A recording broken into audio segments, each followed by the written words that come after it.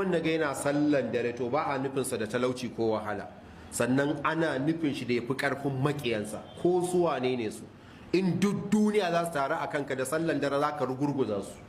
Da wannan Allah ta'ala ya karfafa annabi sallallahu alaihi wasallam da ya ce da shi inna sanulqi alayka qawlan thaqila, za mu saukar maka da magana ne mai nauyi. Za ka zo da tauhidi lokacin da guguwan shirka ke ɗagawa za su yo kanka, amma saboda ƙumin laila illa qalila ba yanda za su iya da kai. Kun fahimci magana? To salatul lail, sallan dare. Ai sallar dare final ce mal, tana ƙara lafiya. Sallar dare tana tunkuɗa bala'i. Sallar dare tana ƙara kwarjini da haiba. Sallar dare tana sa Allah ya sa bayan Allah su soka. Kai sallar dare sababi ce ta arziki. Arzikin kuma duniya da na lahira. Ina ma da kana sallar dare. Malamai suka ce sallar dare tana hana mutum shiga jahannama.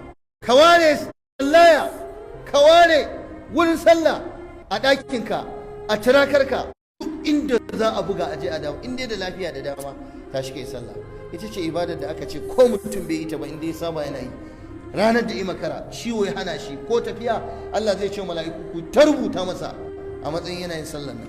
Sallar dare tana da ɗanɗano, sallar dare tana da daɗi, tana da falala. Annabi cikin dare yake tashi ya tafi gidan yassa Fatima, gidan Ali bin Abi Talib, ya je wata rana tsakar dare sun rufe kofa suna